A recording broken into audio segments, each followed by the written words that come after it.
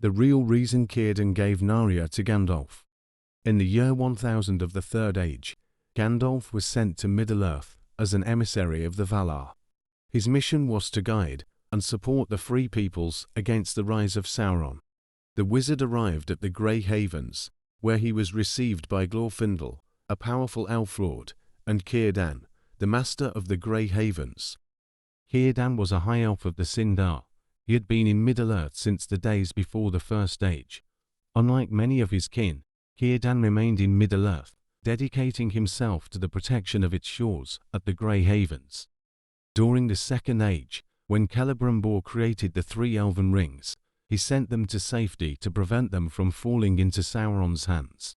One of these jewels, Narya, the Ring of Fire, was entrusted to Círdan, as he was one of the wisest and most respected elves in the realm.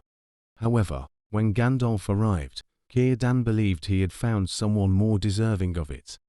Following the War of the Last Alliance, Círdan had protected the Ring of Fire for over 1,000 years. He was aware that the forces of evil would always be seeking it. Narya was not simply a beautiful gem, but a ring of immense power, designed to grant its bearer the strength to withstand evil and endure the passage of time. Upon Gandalf's coming, Círdan recognized the wisdom and potential within him, qualities that others may overlook due to the wizard's humble old appearance. Círdan envisioned the immense challenges that Gandalf would face in the struggle against Sauron. That is why he made the profound decision to pass Narya on to him. "Take this ring, Master, for your labors will be heavy, but it will support you in the weariness that you have taken upon yourself.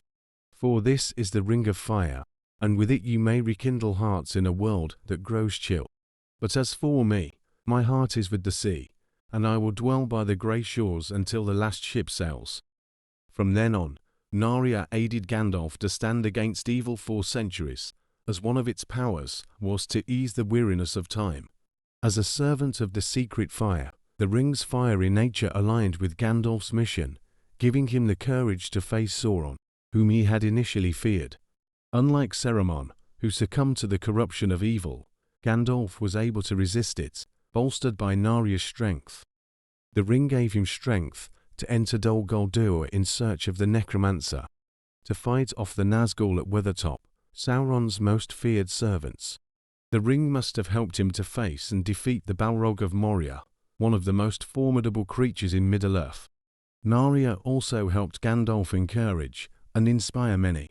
He saw Bilbo's untapped potential, much as he later did with Frodo and the other hobbits. During the siege of Minas Tirith, Gandalf's presence inspired the men to stand firm, even when faced with Sauron's terrifying army led by the Witch King of Angmar.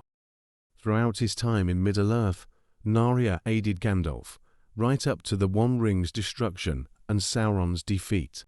However, just like the other elven rings, Narya also lost its power when the One Ring was destroyed. The Ring of Fire is last mentioned in the final chapter of the book, as Frodo and Bilbo arrive in the Grey Havens. As he turned and came towards them, Frodo saw that Gandalf now wore openly on his hand the third ring, Narya the Great, and the stone upon it was red as fire. Then those who were to go were glad, for they knew that Gandalf also would take ship with them.